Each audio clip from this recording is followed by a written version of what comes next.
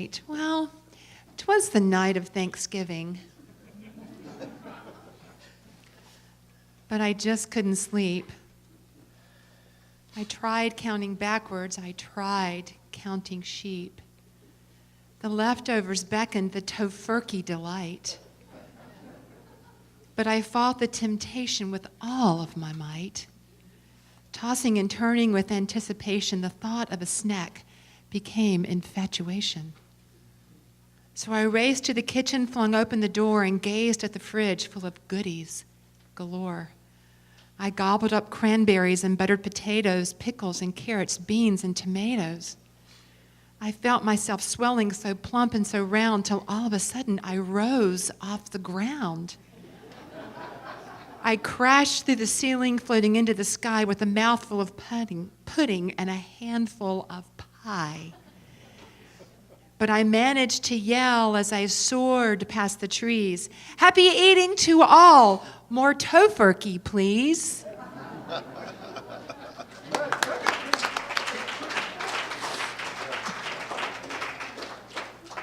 Vegan humor.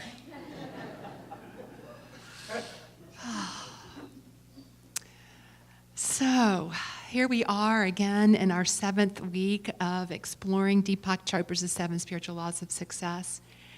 And so each week we've been delving into a new chapter and reviewing a little bit about what we covered the week before. And again, we've just had we just concluded our 7-week book study on Wednesday nights, and it was deep and profound and just wonderful. So thanks to all of you who came.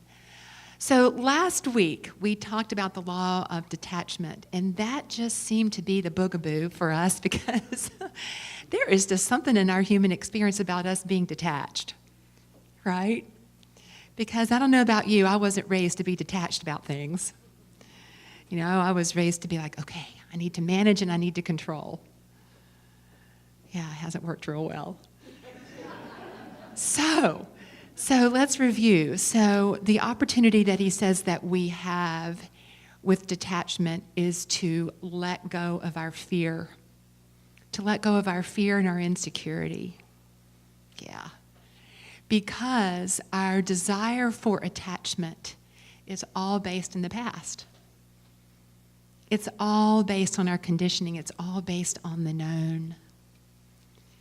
And the amazing opportunity that we have when we let go of our attachments is to step into what he calls the field of infinite possibilities, or the field of the uncertainty, the wisdom of uncertainty.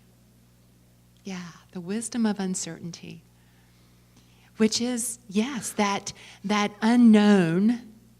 You know, it's kind of that whole thing, you know, of Harrison Ford when he steps out, you know, in Indiana Jones, and the bridge appears. That thing, the net. Yeah, it's a microcosm of what can happen to us when we step into the field of the unknown. Because here we are. He talks about like point A and point B. So here we are in point A. We have a desire in our heart. And point B is the realization of that desire. And in between point A and point B is infinite possibilities. And when we are detached, we allow infinite possibilities to flow. Otherwise, we're controlling it, we're constricting that flow. And those infinite possibilities can't show up for us. So he encourages us, especially as we're moving now into the conversation of our divine purpose, to live as much as we can in that wisdom of uncertainty, to step out of our need to control and to be detached, so the field of infinite possibilities can express fully. So the last law is the law of Dharma. And Dharma is a Sanskrit word that means divine purpose. And Deepak asserts that we all have a divine purpose. Do you know what your purpose is? Yeah. Well, you know, I tend to believe that we all have a universal purpose. And that universal purpose is for us to know the truth of what we are as divine beings. Yeah, that's a biggie. It's foundational. But then he talks about there are three components and there are three components and commitments to the law of Dharma. And so let's just talk about those this morning. So the first commitment is to live in the field of pure potentiality and claim our divine nature. And for many of us, it's our journey. It's our journey to constantly let go of all the things that we've heard that are not the truth of our divinity, and to really open our hearts and minds to the field of infinite possibility, pure potentiality that we are. Not only do we live in this infinite field, this quantum field of possibility, we are that. And so foundational to truly embracing our divine purpose, Deepak says, is for us to be on that conscious journey.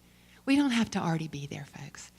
It's just part of the journey that we're conscious and aware, and we're living on our spiritual journey going, okay, I am open to knowing more deeply this day the truth of my divinity and all the possibilities available to me. And then he talks about, okay, so that's foundational. Now, what is your unique talent or talents? Because what he says is that each of us comes to this planet with a unique ability that nobody in the rest of the world can do as well as you. And when we team or partner our unique talent with a need in the world, then we can create unlimited wealth and abundance. And so when I say wealth, yes, financial prosperity, absolutely. But there's many ways that wealth can show up, isn't it? Connection, spiritual community, joy, wholeness expressing. Yeah. Okay, so what's your unique talent? And for many of us, when we talked about it on Wednesday, it's like, well, I don't know. Because it doesn't have to be a tangible skill that you do in the world, and maybe it is. There are people out here that are musicians and chiropractors and teachers, doing beautiful, amazing things. IT, Lord knows, that's a gift. For some of us, that's amazing. It can show up that way. But I just want to remind you that it can also show up in who you're being. And so a way for you to connect with your unique talent is, what do people reflect back to you and appreciate you for that say, God, you do X, Y, Z so well. Wow, when you walk in the room, what is it that you do? What is it that you bring that is an expression of the divine essence that you are, that is unique and beautiful and magnificent? Yeah. That's what it's all about. And then the third component in commitment is, once we connect with what is ours to do that is unique and wonderful and amazing, that we ask, how can I now serve?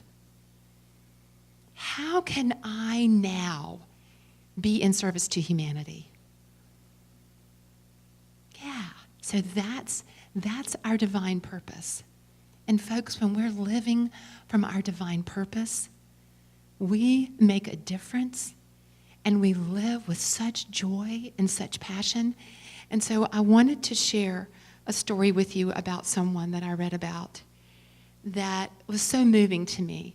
Someone who is embracing her divine purpose, and I wanted to share it with you this morning. There's an elementary school principal in Las Vegas who has a passion for giving children what they need to learn. Her name is Sheryl. Whether it is food to eat, eyeglasses to see, clothes to wear, a place to live, she knows it is hers to do whatever she can to give children a brighter future.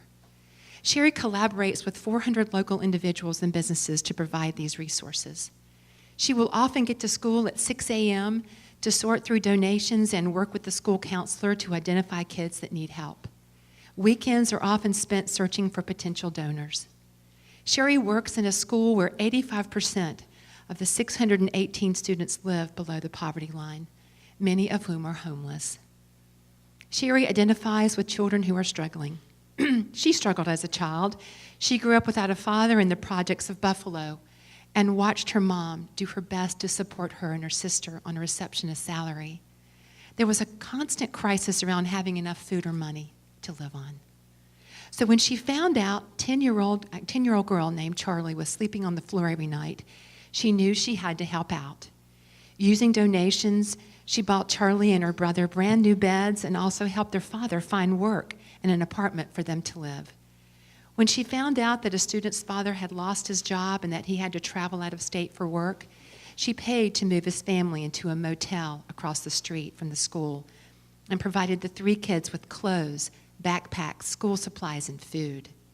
The mother wept in gratitude and shared that she knew her kids could now concentrate on their studies because they had what they need. Sherry says that all of these kids are her priority. She thinks about them constantly. She can't even sleep. Saving one kid is not enough. It's about all of them. It is a tireless passion for her.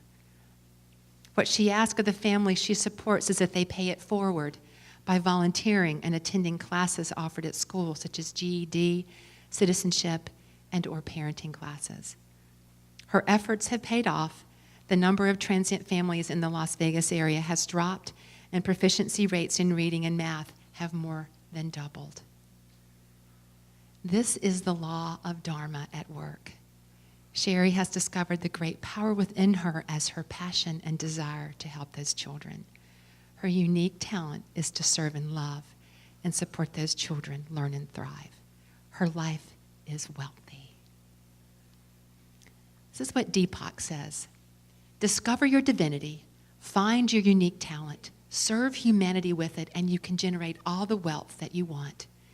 Whether your creative expression matches the needs of fellow humans, then wealth will spontaneously flow from the unmanifest to the manifest, from the realm of the spirit to the world of form. You will begin to experience your life as a miraculous expression of divinity, not just occasionally, but all the time. And you will know true joy and the true meaning of success, which is the ecstasy and exaltation of your own spirit. How does that sound? Okay. So, are we ready to take this on this week? You ready? Okay. So, what if we make a commitment to discover the infinite potential that we are through a regular practice of being in the silence and stillness daily? This is big with Deepak. He really gets the value of meditation and spending time in the silence in the morning and in the evening for at least 15 minutes. And we've been practicing this in our class, right, gang? Yeah, absolutely. Okay, it makes a difference. People have shared that it makes a difference. And then make a list of your unique talents. Make a list of all the things you love to do while expressing those talents. What would you do if time or money was not an issue? What would you be doing if time or money was not an issue? And if you're doing that right now, you're living Dharma. Yeah. So ask yourself daily, what is mine to do to serve? To serve from and with love. Yeah. So, this has been an amazing 7 weeks. And we're going to talk a little bit more about it next week. But I just wanted to invite you into this exploration of what is your divine purpose. Because, folks, when we're living it, it's a life of joy and prosperity. So let's affirm together. As I acknowledge my divinity, express my unique talents and serve humanity with love, I live my divine purpose. I am wealthy. Yes, and so it is.